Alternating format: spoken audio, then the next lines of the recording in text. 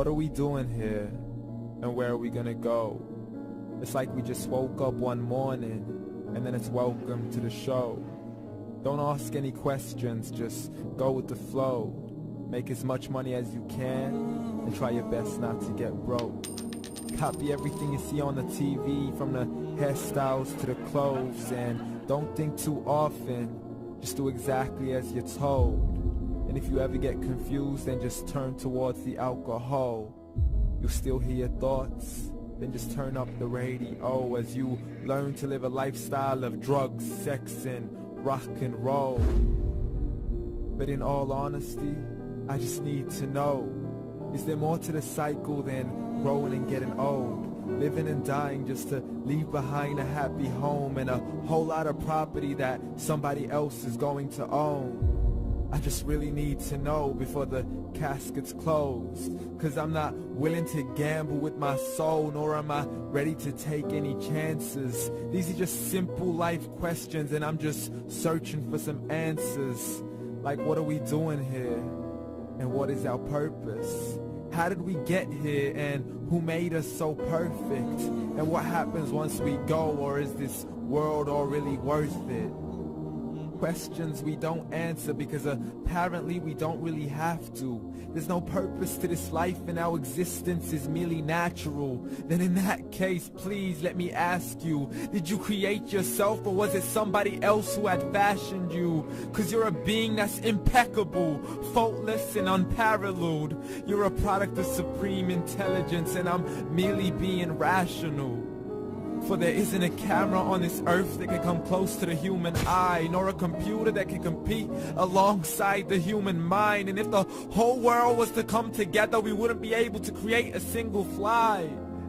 So many signs, yet we still deny. The science tries to justify that all this could come from none, when it's a simple sum. 0 plus 0 plus 0 cannot possibly ever give you 1. So from where did all this order come?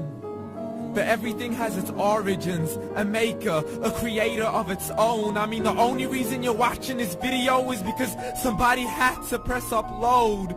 So we can believe in the Big Bang, but I'd rather believe in He who caused it to explode. Allah, the creator of everything along with every single soul. The ever-living, the master, the only one who is in control. Unlike his creation, beyond our imagination. And no, he's not a man, nor does he have any partners in association. He's on his own. And no, he did not ever leave us alone.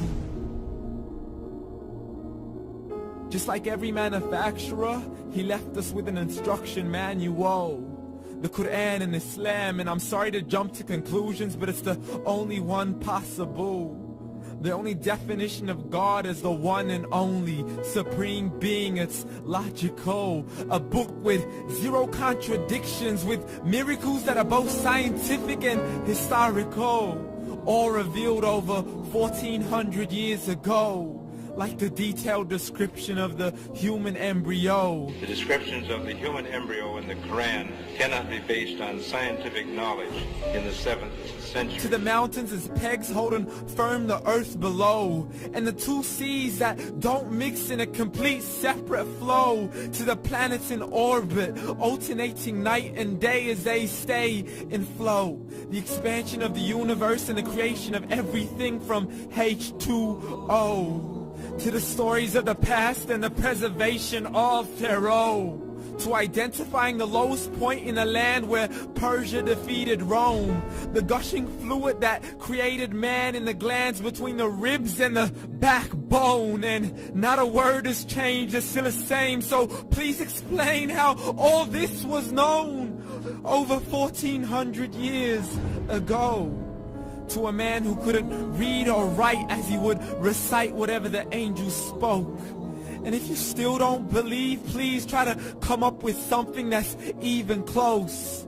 But you can't, so we took God as a mockery and his messengers as a joke.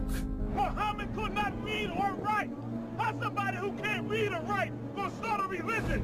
Dismissed his scriptures as legends and tales of the ancient folk, as we live life according to our whims, desires, and hopes. saying this life is the only home we will ever know. We will live then die, then simply turn to bones. YOLO!